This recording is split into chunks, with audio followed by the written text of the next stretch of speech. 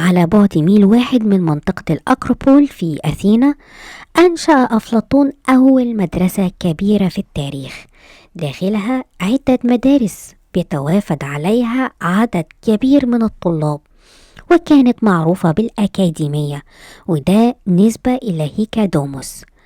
وفضل أفلاطون يدرس في الأكاديمية دي 40 سنة لحد ما مات سنة 348 قبل الميلاد.